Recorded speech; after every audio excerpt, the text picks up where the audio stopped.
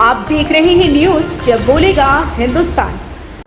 नमस्कार, आप देख रहे हैं न्यूज जब बोलेगा हिंदुस्तान और मैं हूं आपके साथ ज्योतिका। आइए रुक करते हैं खबर की ओर। भूमाफिया और नौकरशाहियों के खिलाफ पूर्व आईपीएस अमित ठाकुर ने खोला मोर्चा।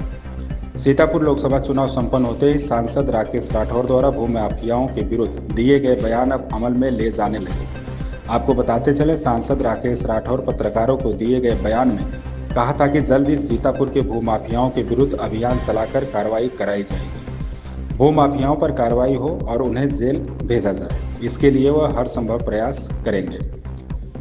सीतापुर सांसद राकेश राठौर के आवास पर प्रेस वार्ता कर पूर्व आईपीएस अमित ठाकुर पत्रकारों को संबोधित करते हुए कहा कि शहर में किस प्रकार से भूमाफियाओं लोगों की जमीन पर कब्जा कर रहे हैं, तो वही नौकरशाही अपनी संपत्ति को कैसे कई गुना कर रहे हैं। इसके लिए उन्होंने पूरे पुख्ता इंतजाम और दस्तावेज के साथ एक प्रेस कॉन्फ्रेंस आयोजित की।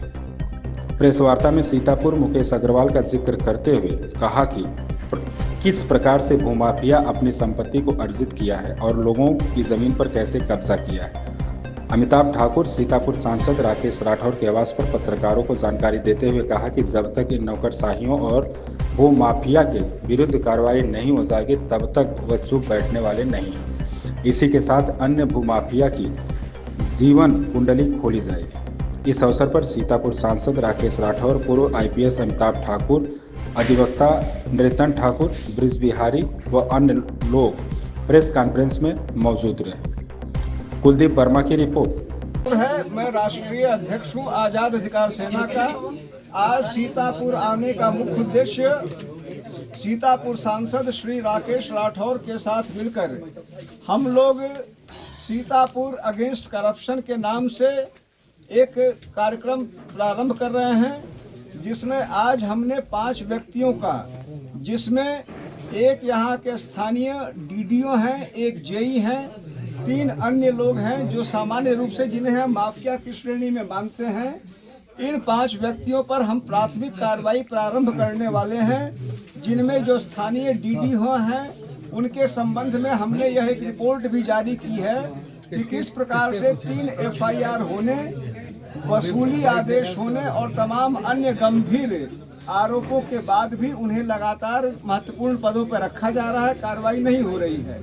अन्य जो 3 पब्लिक के लोग हैं जिन्हें हम माफिया मान रहे हैं, प्रथम दृष्टया यह बताया गया है कि मौजूदा समय में उन्होंने भारतीय जनता पार्टी सत्ताधारी पार्टी के साथ मिलकर उसमें शामिल प्रत्यक्ष और परोक्ष रूप से होकर वहां से संबल प्राप्त करके अनवरत भ्रष्टाचार कर रहे हैं और प्रशासनिक दंश से बचना चाह रहे हैं। हम दोनों आदमी और हमारी ये पूरी टीम इसके खिलाफ लगातार एक मुहिम करेगी।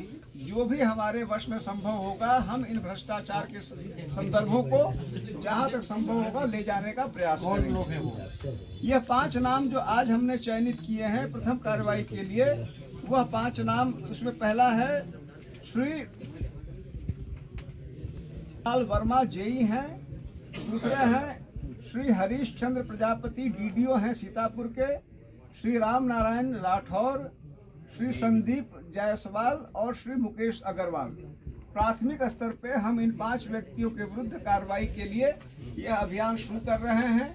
इस क्रम में हमें अन्य जो भी नाम मिलेंगे या अन्य जो भी दृष्टांत मिलेंगे उन पर भी हम इसी प्रकार की कार्रवाई करने का प्रयास करेंगे। इन सभी प्रकरणों में जो भी विधिक रूप से संभव कार्रवाई होगी, प्रकरणों को लोकायुक्त के पास ले जाना, माननीय हाई कोर्ट ले जाना, अन्य न्यायिक, अर्ध न्यायिक या प्रशासनिक स्तरों पर ले जाना, यह सारे कार्य हम करेंगे ताकि इन भ्रष्टाचार के गंभीर आरोपों में न्याय हो सके। क्या पहले भी आपने इनकी जो लिस्ट आपने तैयार की है, क्या लगा, कैसे आरोप मिले आपको? जो मेरी जानकारी है इसमें चूंकि स्थानीय स्तर पे जो स्थानीय सांसद महोदय हैं, इनके बारे में बेसिक फैक्ट्स राकेश राठौर साहब जो स्थानीय सांसद हैं उनके स्तर से हमें प्राप्त हुआ है, और एक जो डीडीओ हैं उनके बारे में तो ये तथ्यात्मक आख्या पूरी है जिसमें उनके विरुद्ध एफआईआर सहित अन्य दृष्टांत हैं। तो यह प्राथमिक जानकारी हमें स्थानीय स्तर से प्राप्त हुई है। इनको आगे ले जाने का कार्य ज्वाइंट रूप से हमारे द्वारा किया जाएगा। आगे लिए और नाम बढ़ेंगे कैसे? निश्चित रूप से इसका कि हम इन प्रकरणों को अंतिम संदर्भ तक ईमानदारी से ले जा पाए। इस बात को प्रारंभ करने की घोषणा की। जी, हमने आज केवल इस बात को करने की बात आपके समक्ष रखी है। अभी हमने इसमें किसी प्रकरण में कोई कार्रवाई नहीं किया है, केवल बैकग्राउंड इंफॉर्मेशन के आधार पर ये तथ्य आपके समक्ष रख रहे हैं।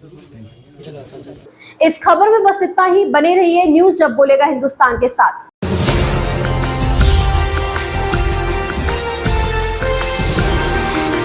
आप देख रहे हैं न्यूज जब बोलेगा हिंदुस्तान।